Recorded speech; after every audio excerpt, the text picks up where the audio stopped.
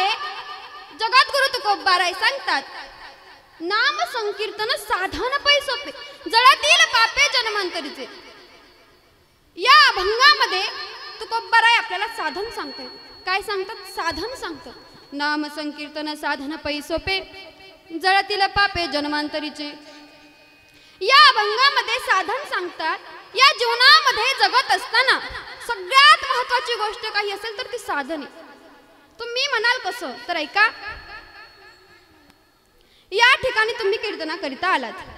आता कीर्तना करता येत असताना कोणी सायकल वरती आलं, कोणी मोटरसायकल वरती आलं, कोणी फोर व्हीलर मध्ये आलं, कोणी विमानाने आलं, तर कोणी हेलिकॉप्टरने आलं. म्हणजे अनेक काहीतरी साधनं वापरून तुम्ही या ठिकाणी कीर्तना करता उपस्थित राहिलात. मग ज्याप्रमाणे आपल्या जीवनामध्ये जगत असताना कुठल्याही गोष्टीसाठी साधन महत्वाचं आहे ना, त्याप्रमाणे आपल्या जीवनामध्ये जीवनाचा उद्धार करून घेण्याकरता, अनंत जन्माचं पाप जाळण्याकरता या अभंगामध्ये तुकोबाराय साधन सांगतात. नाम संकीर्तन साधन पै सोपे जळतील पापे जन्मांतरीचे. तुकोबाराय म्हणतात, ऐका, तुकोबाराय म्हणतात नाम संकीर्तन साधन पै सोपे जळतील पापे जन्मांतरीचे. हे नाम संकीर्तन हे जे साधन आहे ना, ते सगळ्यामध्ये सुलभ सोपं आहे. तुम्ही म्हणाल किती सोपं आहे, तुम्हाला अनुभवायचंय का? जर अनुभवायचं असेल तर सगळ्यांनी हात उंच करा. केले का हात वरती? नामदेव जनाबाई जनाबाई, सोपान काका मुक्ताबाई, सोपान काका मुक्ताबाई, मधला आवाज येत नाही. नामदेव जनाबाई, नामदेव जनाबाई, सोपान काका मुक्ताबाई, सोपान काका मुक्ताबाई, मागची टाळी वाजत नाही. नामदेव जनाबाई, नामदेव जनाबाई, सोपान काका मुक्ताबाई, सोपान काका मुक्ताबाई, पुढचा आवाज येत नाही. पहा, मला सांगा, सगळ्यांना समाधान प्राप्त झालं ना? झालं ना समाधान प्राप्त? तुकोबाराय एका अभंगामध्ये म्हणतात, सदा नाम घोष करू हरिकथा तेने सदा चित्ता समाधान. नामस्मरणाचा एवढा एकच फायदा नाही की अनंत जन्माचं पाप जळावं. नामस्मरण केल्याचे अनेक फायदे आहेत. नामस्मरण केल्यानं चित्ताला समाधान प्राप्त होतं. तुम्ही म्हणाल हे संत म्हटले, फक्त संतच नाही तर साक्षात भगवान परमात्मा अर्जुनाला गीतेमध्ये उपदेश करतात. सततं कीर्तयन्तो मां यतन्तश्च दृढव्रतः नमस्यन्तश्च मां भक्त्या नित्ययुक्ता उपासते. सततं कीर्तयन्तो मां, जो सतत माझं कीर्तन भजन करतो. सततं कीर्तयन्तो मां यतन्तश्च दृढव्रतः, दृढ म्हणजे समाधानी सुखी, तो नेहमी समाधानी सुखी राहतो. म्हणून या नरदेहाला आल्याच्या नंतर माणसानं भगवंताचं नामस्मरण केलं पाहिजे. कारण जर तुम्हाला अनेक जन्माचं पाप जाळायचं असेल ना, तर त्याची ताकद किंवा क्षमता फक्त नामस्मरणामध्ये आहे. घेतना घेतना घेतना विठोबाचे हो पर्वत जळती कामाचे हो, पर्वत जळती कामाचे हो, पर्वत जळती पापाचे, पर्वत जळती पापाचे. घेतना घेतना विठोबाचे हो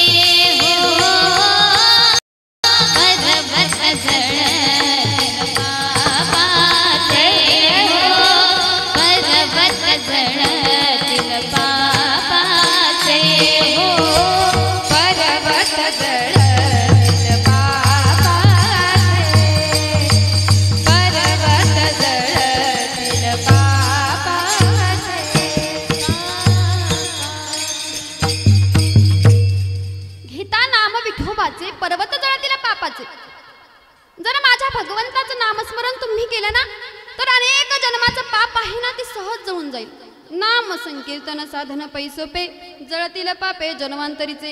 ह्या जन्माचं पाप जळणार आहे का? नाही. मागच्या जन्माचं पाप जळणार आहे का? नाही. तर अनेक जन्माचं पाप सहजरित्या जळून जाणार आहे. कशानं? फक्त भगवंताच्या नामस्मरणानं. तजन्मीचे सुकृत पदरी, तजन्मीचे सुकृत पदरी, त्याचे मुखी हरी भेटावया. हो, त्याचे मुखी हरी भेटावया. अनंत जन्मीचे सुकृत पदरी, अनंत जन्मीचे सुकृत पदरी. हो, त्याचे मुखी हरी भेटावया. हो, त्याचे मुखी हरी भेटावया.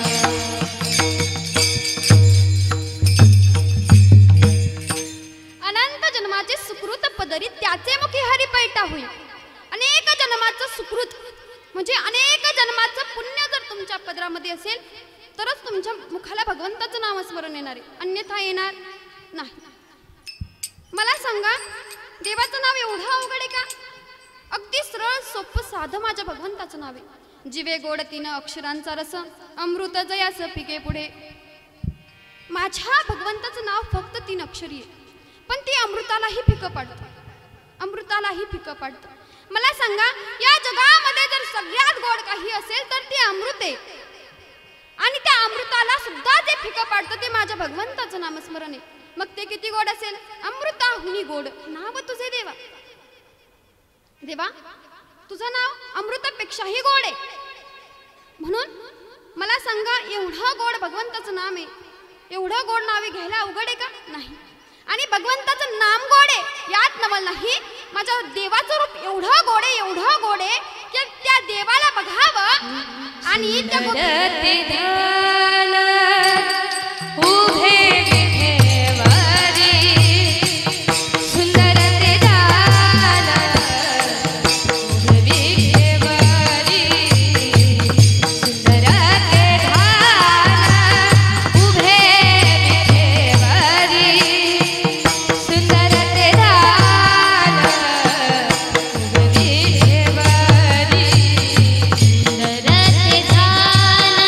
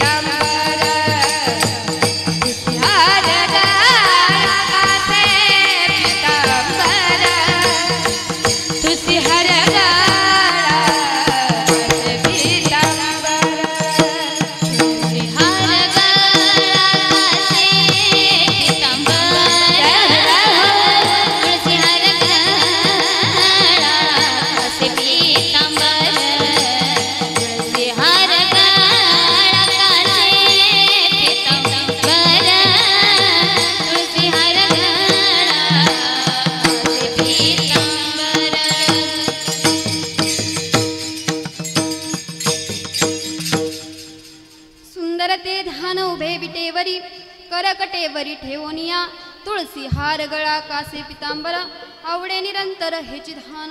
एवढा गोड माझ्या भगवंताचं रूप आहे, एवढा गोड आहे. लावण्याचा गाभा गाभा गाभा, लावण्याचा गाभा त्रैलोक्याची शोभा,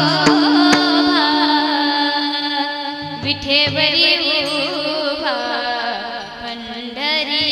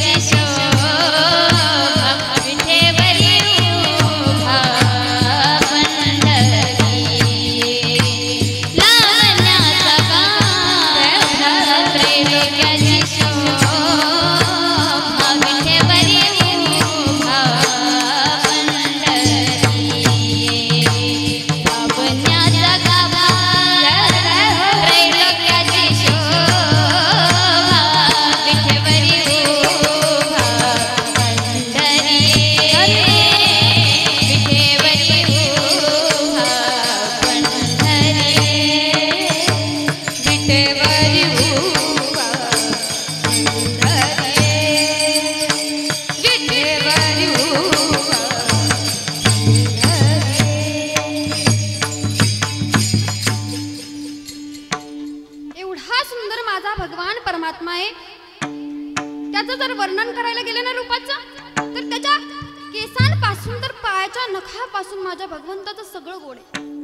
अधरम मधुरम वदनम मधुरम नयनम मधुरम हसितं मधुरम हृदयं मधुरम गमनं मधुरम मधुराधिपते अखिलं मधुरम मधुरं रूपं मधुरं रूपं मधुरं रूपं मधुरं तिलकं मधुरं मधुराधिपते अखिलं मधुरं.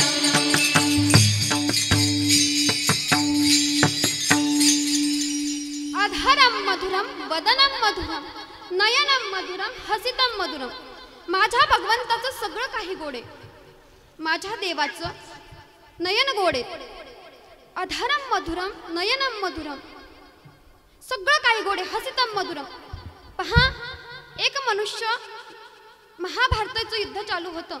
तो भीष्माचार्यांकडे गेला. भीष्माचार्यांना म्हटला, पितामह मला सांगा, मी युद्धामध्ये चाललोय, मी तिथं गेल्याच्या नंतर भगवान श्रीकृष्णांना कसं ओळखायचं बरं? पितामह हसले आणि म्हणाले, काही कठीण नाही, तू त्या ठिकाणी जा आणि तिथं गेल्याच्या नंतर जो सगळ्यात सुंदर हसत असेल ना, तो माझा भगवान परमात्मा. सगळ्यात सुंदर हसत असेल तो मनुष्य म्हटला, पितामह या जगामध्ये असे अनेक लोक आहेत की ते सुंदर हसतात. मग कशावरून ठरवायचं की हाच भगवंत आहे? पितामह म्हणतात, सगळे हसतात, ठीक आहे, काही हरकत नाही, पण ऐका, पण जो वाईट वेळेत सुद्धा हसतो तो माझा भगवान परमात्मा आहे. जो वाईट वेळेत हसतो ना, तो माझा भगवान परमात्मा आहे. म्हणजे एवढं माझ्या भगवंताचं हसणं मधुर आहे, हसणं मधुर आहे, नयन मधुर आहे, त्याचं तिलक सुद्धा मधुर आहे. पायाच्या नखापासून तर केसांपर्यंत माझा भगवान एवढा मधुर आहे. आणि असा असणारा पांडुरंग परमात्मा, असा असणारा भगवंत त्याचं रूप एवढं गोड आहे. मग त्याचं नाव रूप बघावं आणि आपल्या ओठातून सहज भगवंताचं नाव निघावं, एवढं गोड माझ्या भगवंताचं रूप आहे. मग ते नाव घेणं काही कठीण आहे का? नाही, अजिबात कठीण नाही. अगदी सरळ सोपं साधं असं माझ्या भगवान परमात्म्याचं नाव आहे. आणि पहा, या कलियुगामध्ये मनुष्य हा फक्त फायदा बघत असतो. काय बघत असतो? फक्त फायदा बघत असतो. एक मनुष्य तुकोबारायांकडे गेला.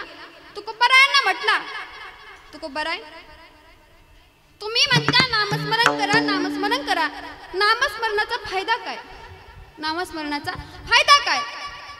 त्यावेळेस तुकोबाराय म्हणतात, ऐक, नामस्मरण केल्यानं अनेक जन्माचं पाप जळून जातं. नामस्मरण केल्यानं माणसाला समाधान प्राप्त होतं. नवे नवे नामस्मरण केल्यानं या संसार सागरातून या भवसागरातून सहज तरून जाता येतं. विठ्ठल विठ्ठल विठ्ठल विठ्ठल विठ्ठल विठ्ठल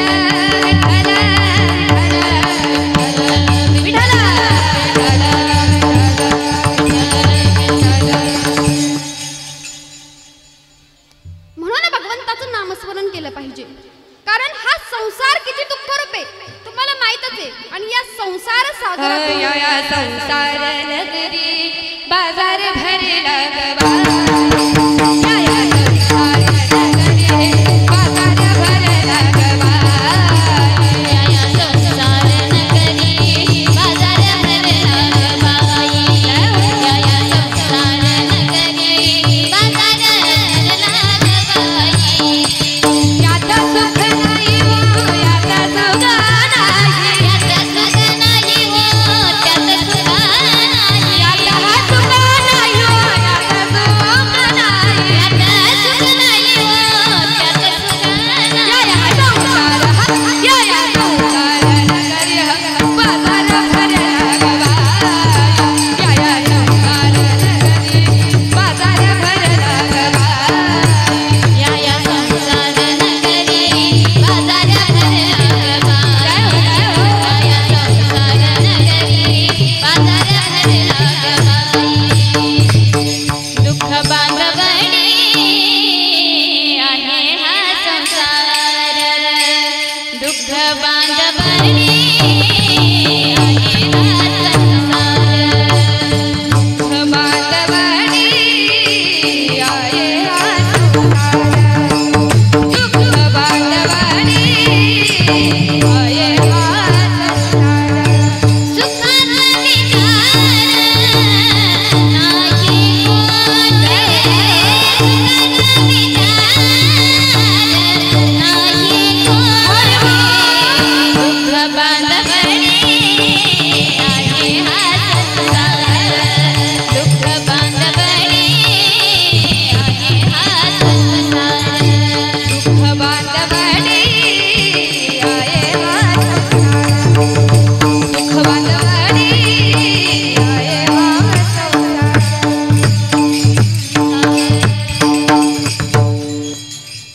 पहा या संसारामध्ये खरं तर मूळचं दुःखच आहे.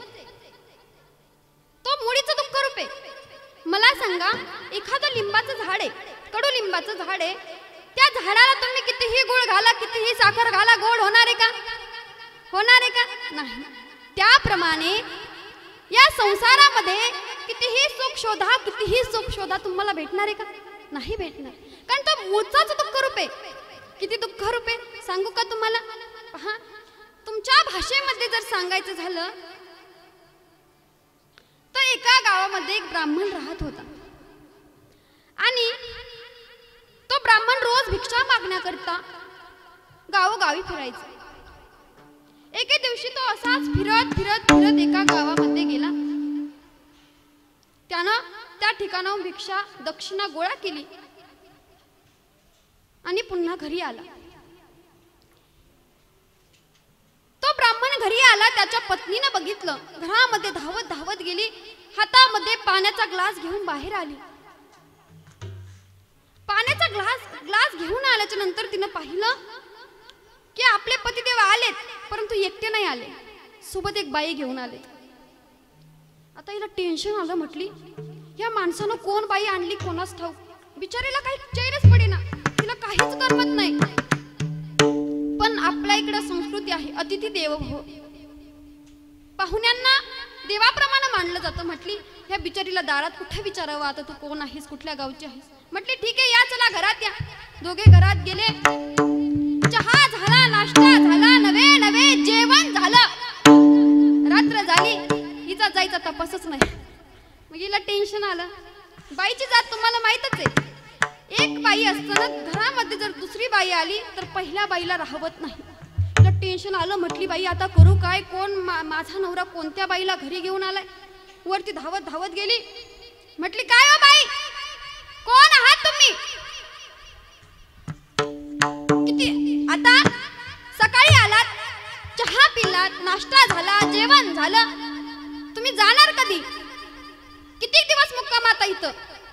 ती म्हटली कायमचाच मुक्काम, कालच माझं ब्राह्मणाचं लग्न झालंय. मग हिने काय आरती केली असेल का? जय देवी जय माझी सव, तू बस घरात काढते गवत, केली असेल का? नाही. हिनं हिचे केस धरले, तिनं तिचे केस धरले. बाप रे बाप, एवढी भांडणं. बिचाऱ्या ब्राह्मणाला प्रश्न पडला, आता भांडणं सोडायची कशी? एवढी भांडणं लागली जोराची, सुटता सुटेनात. ब्राह्मण मध्ये गेला का ही इकडून मारायची, ती तिकडून मारायची, ही इकडून मारायची, ती तिकडून मारायची. ब्राह्मण बिचारा काळजीत पडला. आता घरामध्ये भांडणं असले की गावचा पाटील आहे जिंदाबाद. गावच्या पाटलांकडे गेले, पाटलांना म्हटले, पाटील बुवा, अहो पहिलं लग्न झालेलं होतं. बिचाराचं साऊंडच खाली आला. म्हटलं पाटील बुवा, काल पहिलं लग्न झालेलं होतं, दुसऱ्या गावामध्ये गेलो, मुलगी खूपच आवडली. म्हटलं आता आहेत, मुलीलाही मी पसंत आहे. म्हटलं घ्यावा चान्स मारून, लग्न केलंय. पण पाटील बुवा खूप अवघड आहे. म्हटले एवढं अवघड आहे की दोघींचे भांडणं सुटता सुटेनात. मी मध्ये गेलो की मीच मार खातोय. पाटील बुवा हसले. म्हटले आता ब्राह्मण बुवा म्हणतात, हसा हसा, गरीबावर हसणारच आता तुम्ही. ते म्हणतात, तुम्ही कसले गरीब, एक सोडून दोन आहेत तुमच्याकडे, आम्ही गरीब. पाटील बुवांना म्हटले, पाटील बुवा मस्करी काही करू नका, घरी चला, दोघींचे जोराचे भांडणं लागले, तेवढे भांडणं आधी सोडवा. पाटलांना कसं बसं घरी घेऊन आले. पाटील बुवांनी बघितलं एवढे जोराचे भांडणं चालले होते. पाटील बुवांमध्ये जायला तयार नाही. गावची सगळी पंचायत बोलवून आली आणि घरी आल्याच्या नंतर मग भांडणं सुटले. कसे बसे भांडणं सुटले. दोघी वेगळ्या उभा राहिल्या. मग पाटील बुवा म्हटले, आता काहीतरी निकाल लावावाच लागेल. ते म्हटले, आता आपण काय करू, या दोन जणी आहेत, तुमच्या घराला मजले ही दोन आहेत. बरं झालं 2 मजले होते, एक असतं तर बिचाऱ्याचा जीवच घेतला असता. म्हटले 2 मजले आहेत, जी पहिली आहे ती तब्येतीने थोडी जास्त होती आणि जी दुसरी होती ती तब्येतीने थोडी कमी होती. म्हटले जर वरच्या मजल्यावर खालची जर पहिली जर ठेवली तर मजला खाली यायचा. आपण काय करू, तिला खाली ठेवू आणि जिचं आत्ता लग्न झालंय तिला वरती ठेवू. आता ठरल्याप्रमाणे पहिली पत्नी खालच्या मजल्यावर, दुसरी पत्नी वरच्या मजल्यावर ठरलं. म्हटले आता घराची वाटणी झाली, पण ब्राह्मणाची वाटणी कशी करायची? सगळे विचारात पडले. सगळ्या जणांच्या मनात हाच प्रश्न, आता ब्राह्मणाची वाटणी कशी करायची? पाटील थांबला. पाटलानं विचार केला आणि म्हटला, ऐका आपण काय करू, ब्राह्मण बुवांना म्हटला तुम्ही 1 महिना खालचीकडे जा आणि 1 महिना वरचीकडे. आता नेमकंच संक्रांतीचा सण होता. ब्राह्मण बुवा उठले, स्नान संध्या वगैरे आटपून ते म्हटले, आता नवीनच लग्न झालंय, वरचीचं बघावं साय कोणती साडी घातली, सैराट घातली की पैठणी घातली, कुठली साडी घातली बघून यावं. ब्राह्मण बुवानी पायऱ्या चढवायला सुरुवात केली. पहिल्या पायरीवर पाय ठेवला, तेवढ्यात खालची पळतच आली आणि ब्राह्मणाची पाय धरली. आता वरचीनं विचार केला, खाली एवढा आवाज कशाचा येतोय? तिनं बघितलं की खालचीनं ब्राह्मणाचे पाय धरलेत, ती तिच्या पुढची, तिनं ब्राह्मणाची शेंडी धरली. खालची खाली वरती, वरची वर वरती, खालची खाली वरची वर, खालची खाली वरची वर. बाप रे, ते बिचाऱ्या ब्राह्मणाला श्वास घ्यायलाही त्रास व्हायला लागला. म्हटलं नसतं लग्न केलं तर बरं झालं असतं.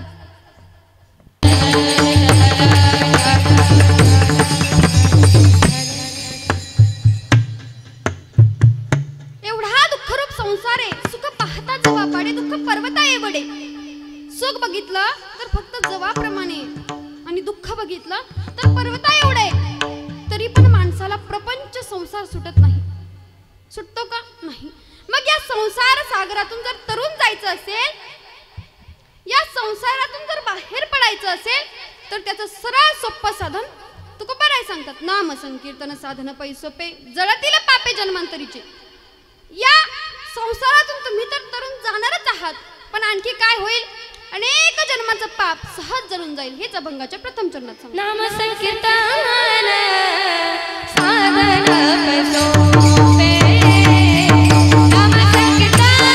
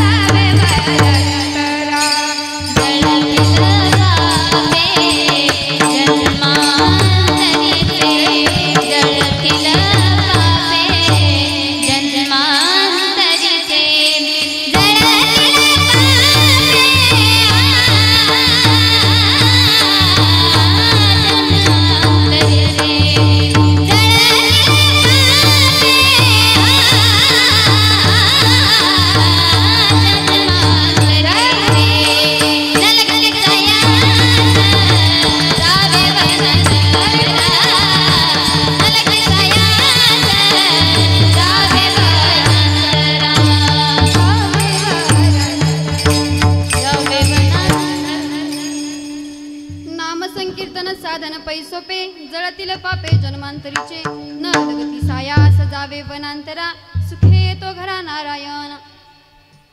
एवढा सरळ सोप्प साध माझ्या भगवंताचं नाव आहे आणि ते जर मुखातून घेतलं ना तर अनंत जन्माचं पाप जळणार आहे. आणि ऐका, ज्या ठिकाणी माझ्या भगवान परमात्म्याचं नामस्मरण चालू असतं, ज्या ठिकाणी भगवंताचं कीर्तन चालू असतं ना त्या ठिकाणी भगवान राहत असतो. तो मी वैकुंठी नसे एक वेळ भानुबिंबहीन दिसे परी योगियांची मानसे उमरडोनी जाय. किंवा मी तयापसी पांडवा हरपलोगी विसावा जेत नाम घोष बरवा करिता ते माझा. ऐक नारदा, ज्या ठिकाणी माझे भक्त माझं नामस्मरण करतात ना त्याच ठिकाणी मी असतो. जेथे कीर्तनाची शोभा पांडुरंग तेथे उभा, पांडुरंग तेथे उभा, पांडुरंग तेथे उभा. जेथे कीर्तनाची शोभा पांडुरंग तेथे उभा, पांडुरंग तेथे उभा, पांडुरंग तेथे उभा. जेथे कीर्तनाची शोभा पांडुरंग तेथे उभा, जेथे कीर्तनाची शोभा पांडुरंग तेथे उभा, पांडुरंग तेथे उभा, पांडुरंग तेथे उभा, पांडुरंग तेथे उभा, पांडुरंग तेथे उभा. माझे भक्त गाती तेथे नारदा मी उभा तेथे, नारदा मी उभा तेथे, नारदा मी उभा तेथे.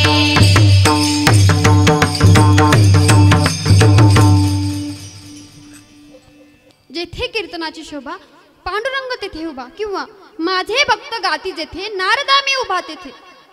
ज्या ठिकाणी माझे भक्त माझं भजन करतात ना त्याच ठिकाणी मी नारदा असतो. नारद ऋषी भगवंताकडे गेले, भगवंताला विचारलं, देवा तुम्ही म्हणतात की ज्या ठिकाणी माझे भक्त माझं भजन करतात त्या ठिकाणी मी असतो, मग मला सांगा या जगातला सगळ्यात लाडका तुमचा भक्त कोण आहे? त्यावेळेस देव हसून म्हणाले, नारदा तुला बघायचंय ना की या जगामध्ये माझा सगळ्यात लाडका भक्त कोण आहे? तर आई, पृथ्वीवरती जा आणि तिथे एक चांभार राहतो, तू त्याच्या घरी जा आणि तो दिवसभर काय करतो याचं निरीक्षण कर, मग तुला कळेल की माझा लाडका भक्त कोण असतो. देवानं सांगितल्याप्रमाणे नारद ऋषी त्या भक्ताच्या घरी गेले. बघितलं, भक्त उठलाय, स्नान केलंय, पूजा केलीये आणि त्याच्या कामाला तो लागलाय. पण काम करत असताना तो जो काही काम करायचा तो काम करत असताना म्हणायचा विठ्ठल विठ्ठल विठ्ठल. त्याचं काम आणि भगवंताचं नामस्मरण दोन्ही चाललेलं होतं. काम आटोपलं, 4 ते 5 सायंकाळच्या वेळी तो घरी गेला, फ्रेश झाला, पुन्हा देवाला दिवाबत्ती केली आणि आपला नित्यक्रम जेवण वगैरे करून तो झोपी गेला. आता नारद ऋषी विचारात पडले, म्हटले मी सारखा नारायण नारायण नारायण म्हणतो, मी लाडका भक्त नाही, मग हा असला चांभार हा लाडका भक्त आहे देवा तुझा? देव हसून म्हटले, नारदा तू लक्ष नाही दिलंस का नीट? नारद ऋषी म्हणतात, दिलं ना देवा, नीट लक्ष दिलं. काय नवल आहे त्यामध्ये? काहीच नवल नाही. उठतोय, तुझं पूजा करतोय आणि आपलं काम करतोय. देव म्हटले, तुला वाटतं ना त्यामध्ये काही नवल नाही? मग ऐक, हा एक दिवा घे, हा तुझ्या हातामध्ये घे आणि तिन्ही जगांची या त्रैलोक्याची यात्रा तू कर. आणि या त्रैलोक्याची यात्रा करत असताना हे विसरू नको, तू ज्यावेळेस त्रैलोक्याची यात्रा करतोस त्यामध्ये हा दिवा विसता कामा नाही. नारद ऋषी म्हटले, काय अवघड काम आहे देवा, दाखव इकडे तो दिवा. आत्ता जातो आणि आत्ता तिन्ही लोकांची यात्रा करून इथे येतो. नारद ऋषींनी तो दिवा हातामध्ये घेतला आणि निघाले तिन्ही लोकांची यात्रा करायला. यात्रा करत होते, त्यांचं सगळं लक्ष त्या दिव्याकडे होतं. दिवा विसता कामाने देवानं सांगितले, सगळं लक्ष त्या दिव्याकडे होतं. ते पुन्हा तिन्ही लोकांची यात्रा करून देवाकडे आले. देवाकडे आल्याच्या नंतर देवाला म्हटले, देवा हा घे बघ तुझा दिवा, याची काही वात विजली नाही, दिवा विजला नाही, बघ आलो ना मी तुझं, ऐकलं ना का, मग मी लाड का बघतो ना. देव म्हटले, अरे वेड्या, मला सांग, तू तिन्ही लोकांची यात्रा करत होता, हा दिवा तुझ्या हातामध्ये होता आणि या दिव्याची वात विजू नये याच्याकडे तुझं लक्ष होतं. मग मला सांग, हे सगळं होत असताना तू माझं नाव किती वेळा घेतलं, तू माझं नाव किती वेळा घेतलं. नारद ऋषींना लाज वाटली. मग त्यांना त्यांची चूक कळली. देवाला असे भक्त आवडत नाही किंवा देवांना असं आवडत नाही की तुम्ही सतत माझं भजन करावं, सतत भजन करावं, असं अजिबात नाही. माझ्या तुकोबारायांनी संसार केला, तुकोबारायांनीही भजन केलं आणि भजन करत असताना त्यांनी संसार करून भगवंताचं नामस्मरण केलं. संसारी असावे असोनी नसावे, संसारामध्ये होते पण नसल्यासारखे होते. देव नारद ऋषींना म्हणतात, ज्याप्रमाणे तो मनुष्य त्याच्या कामामध्ये सुद्धा माझी आठवण काढत होता, त्याप्रमाणे तू तुझ्या कामामध्ये माझी आठवण काढलीस का नाही. म्हणून आपण जे कर्तव्य करतोय, जे काही कार्य करतोय, ते करत असताना काही वेळ भगवंताचं नामस्मरण करा. मी म्हणत नाही, मी या मताची नाही की तुम्ही जन्मभर किंवा दिवसभर फक्त भगवंताचं नामस्मरण करावं, अजिबात नाही. तुम्ही तुमचं कार्य करून भगवंताचं नामस्मरण करा. तुम्ही म्हणाल, सारख्या ताई म्हणतात नामस्मरण करा, नामस्मरण करा, नामस्मरण करा. मग आम्ही नामस्मरण नक्की कधी करायचं?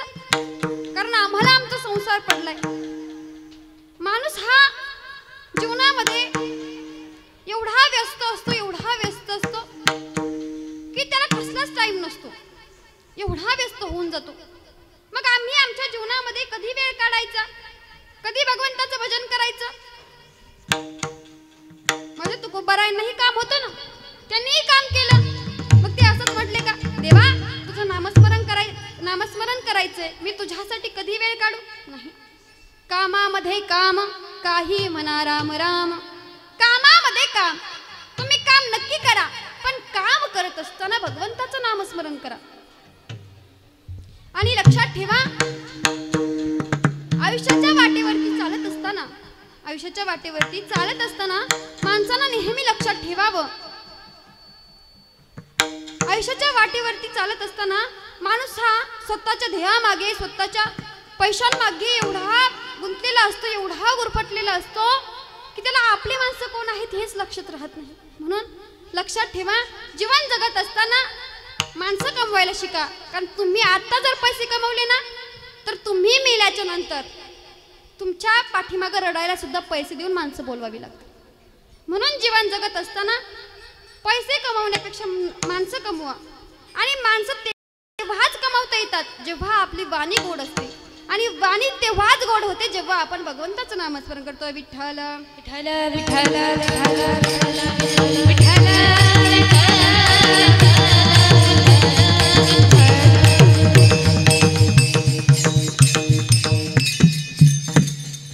न लगती सायास जावे मनांतरा, सुखे तो घरा नारायण.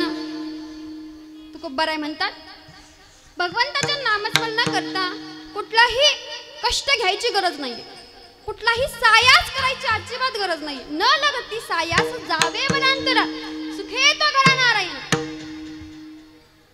कुठं वनात भटकंती करायची गरज आहे का? नाही. कुठलं कष्ट करायची गरज आहे का? अजिबात नाही. न लगती सायास जावे वनांतरा, सुखे तो घरा नारायण. माझा भगवान परमात्मा सहजरित्या घरी येतो. मला सांगा, पुंडलिकाला काही जास्त कष्ट केले होते का? की साक्षात जगाच्या मालकानं विटेवरती युगे 28 विटेवर उभा, 28 युग विटेवरती उभा राहावं, सायास घेतले होते का? कष्ट केले होते का? अजिबात नाही. त्यानं फक्त आई वडिलांची सेवा केली होती. पण खऱ्या अर्थानं जर बघितलं ना, तर या जगामध्ये खूप कमी लोक आहेत जे आई वडिलांची सेवा करतात. आता आजकाल जर खऱ्या अर्थानं महाराष्ट्राचे खूप वाईट प्रसंग सध्या चालू आहे. कारण या महाराष्ट्रामध्ये अनाथ अनाथ आश्रमापेक्षाही वृद्धाश्रम जास्त वाढले आहे. पहा, आज घरामध्ये दोन दोन भाऊ आहेत पण आई वडिलांना सांभाळत नाही. अहो, आई वडिलांना सांभाळत नाही ते वेगळं आहे, पण दोघं आई वडिलांचा सांभाळ करण्याकरता वाटणी करतात. खूप वाईट गोष्ट आहे. एक सुभाषितकार खूप गोड वर्णन करतात. ऐका. सकाळ सकाळ दोन्ही सुना लागल्या कलकलू, मग गप्प बसणारे नवरेही हळूच लागले बोलू. बोलता बोलता बोलता बोलता हमरी तुमरी बाचाबाची वाढली, धाकट्यानं हळूच एक नवी युक्ती काढली. बाबा दादा एकत्रात काही आपलं पटणार नाही आणि वेगळं निघल्याशिवाय घरचा प्रश्नही काही सुटणार नाही. मोठ्यानंही होकार दिला, पंचायत बोलवायला निघून गेला. भरल्या धरल्या घराची किती रे स्वप्न रंगवली होती. पोटाला चिमटा मारून काडी काडी जमवली होती. झालं का रे सारं वाटून सरपंचाने प्रश्न केला. तेवढ्यात बारका हळूच बोलून गेला. बाबांचा दवाखाना मला काही झेपणार नाही, त्याला द्या बाबा मी घेतो आई. लुकलुकणारे डोळे एकमेकांकडे बघू लागले आणि त्या विधात्याला म्हणू लागले, देवा हा दिवस बघण्याआधी आम्हाला मरण का नाही आले. मी तर म्हणेल, हे खुदा हम तेरे दरबार में फरियाद करते हैं. मत कर ऐसे पैदा जो देश धर्म को बर्बाद करते हैं. देवा, तुला जन्माला घालायचीत ना, तर सात्विक मुलं जन्माला घाल, नास्तिक मुलं जन्माला घालू नको. मुलं जन्माला घालायचीत ना तुला, छत्रपती शिवाजी राजांसारखी मुलं जन्माला घाल. मग शिवाजी राजांसारखीच का? तर पहा, आजही म्हटलं जातं, घासल्याशिवाय धार नाही तलवारीच्या पातीला. आणि आजही शिवचरित्राशिवाय पर्याय नाही या महाराष्ट्राच्या मातीला.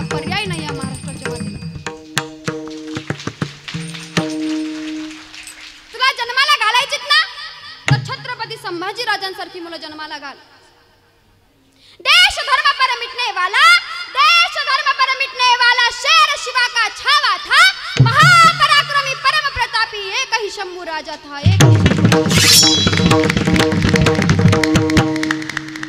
तुला जन्माला घालायचीत ना, देशाची धर्माची सेवा करणारी मुलं जन्माला घाल, नाही तर तसं ठेवलं तरी चालेल. देवा, आपण कुठे होतो? पुंडलिकाजवळ. तर पहा, पुंडलिकानं कुठलेही कष्ट सायास न घेता साक्षात भगवान परमात्मा त्याच्या घरी आला. फक्त त्यानं काय केलं? आई वडिलांची सेवा केली. मग तुम्ही म्हणाल आम्ही आई वडिलांची सेवा करावी, मग आमच्या घरी देव येईल का? या कलियुगामध्ये नामस्मरण केल्यानं आपला उद्धार होणार आहे. भगवंताचं कीर्तन केल्यानं आपला उद्धार होणार आहे. आई वडिलांची सेवा केल्यानं आपला उद्धार होणार आहे. पुंडलिकानं कुठलंही कष्ट सायास घेतले नाही. न लगती सायास जावे वनांतरा, सुखेत घरा नारायण. कुठलंही कष्ट सायास घेतलं नाही. मग त्याप्रमाणे आपल्यालाही कुठलंही कष्ट सायास घ्यायची अजिबात गरज नाही. भगवान परमात्मा स्वतःहून चालत आपल्या घरी येईल. पण कधी? ज्यावेळेस आपण भगवंताचं नामस्मरण करू त्यावेळेस. न लगती सायास जावे वनांतरा, सुखे येतो घरा नारायण. भगवान परमात्मा सुखासुखी आपल्या घरी येतो.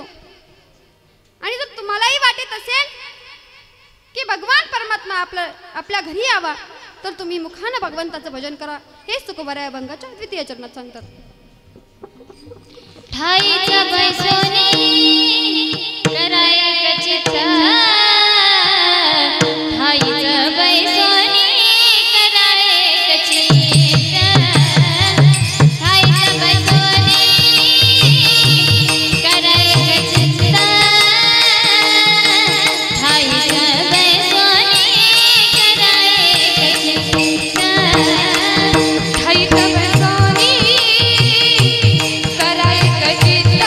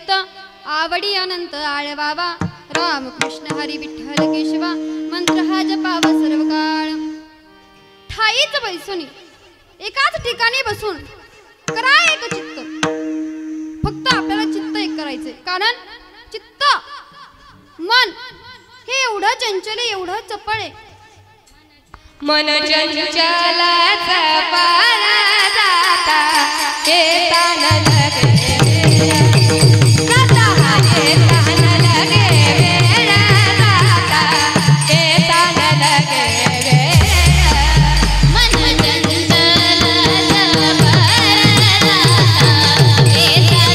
पारा जाता येता न लगे जाता येता न लगे वेळ जाता येता न लगे मन चंचलाचा पारा जाता येता न लगे मन चंचलाचा पारा जाता येता न लगे हो मन चंचलाचा पारा जाता येता न लगे जाता येता न लगे जाता येता न लगे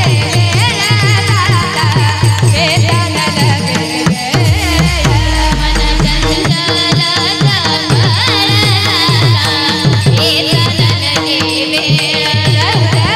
येता न लगे वेळ जाता येता न लगे वेळ जाता येता न लगे